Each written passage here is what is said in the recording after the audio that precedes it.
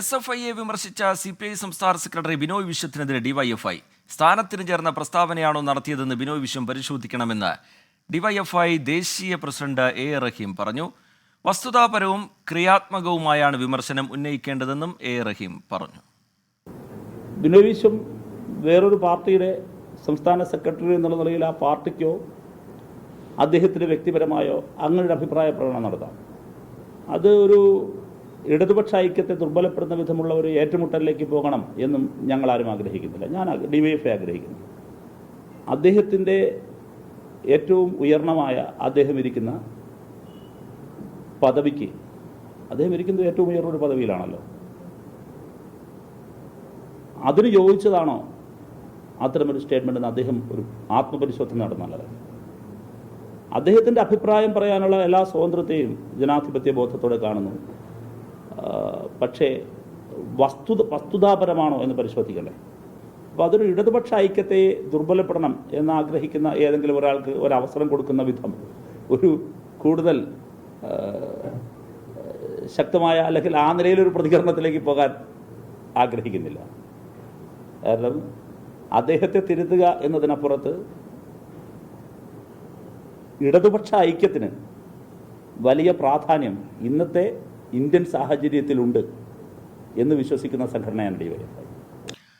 തിരുവനന്തപുരത്ത് നിന്ന് VA ഗിരീഷ് ചേരുന്നുണ്ട് വിവരങ്ങളുമായി. ഗിരീഷ്, SFIക്കെതിരായ CPIയുടെ പരസ്യ വിമർശനം, ബിനോയ് വിശ്വത്തിന്റെ വിമർശനം, തുടർന്ന് രൂപപ്പെട്ട രാഷ്ട്രീയ വിവാദം, പിന്നീട് SFIയെ പ്രതിരോധിച്ചുകൊണ്ട് CPIM നേതാക്കൾ രംഗത്തിറങ്ങിയ കാഴ്ച, ഇതൊക്കെ നമ്മൾ കണ്ടതാണ്. ഇപ്പോൾ DYFIയും ബിനോയ് വിശ്വത്തിനെതിരെ CPIക്കെതിരെ വിമർശനമുയർത്തുന്നു.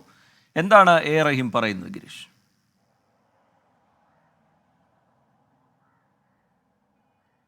രഞ്ജിത്ത്, SFI സ്വയം തിരുത്തിയില്ലെങ്കിൽ ഇടതുപക്ഷ ഐക്യം തകരും എന്ന ബിനോയ് വിശ്വത്തിൻ്റെ പ്രസ്താവനയാണ് ഇപ്പോൾ ഡിവൈഎഫ്ഐയുടെ വിമർശനത്തിന് കാരണമായിരിക്കുന്നത്. ബിനോയ് വിശ്വത്തിൻ്റെ വിമർശനം അദ്ദേഹത്തിൻ്റെ സ്ഥാനത്തിന് ചേർന്നതാണോ എന്ന ആത്മപരിശോധന നടത്തണം എന്നുള്ളതാണ് ഡിവൈഎഫ്ഐ അഖിലേന്ത്യാ പ്രസിഡന്റ് A. റഹീം MP ഇപ്പോൾ വ്യക്തമാക്കുന്നത്. പറഞ്ഞതിൽ എത്രമാത്രം വസ്തുതയുണ്ടെന്ന് മനസ്സിലാക്കാൻ ബിനോയ് വിശ്വം തയ്യാറാകണം. അദ്ദേഹത്തെ തിരുത്താനോ അദ്ദേഹത്തിനോട് ഒരു ഏറ്റുമുട്ടൽ നടത്താനോ ഡിവൈഎഫ്ഐ തയ്യാറല്ല. കാരണം ഇടതുപക്ഷത്തിൻ്റെ ഐക്യം കാലത്തിൻ്റെ ആവശ്യമാണ് എന്ന് തിരിച്ചറിഞ്ഞുകൊണ്ടാണ് ഡിവൈഎഫ്ഐ നിലപാടെടുക്കുന്നത്.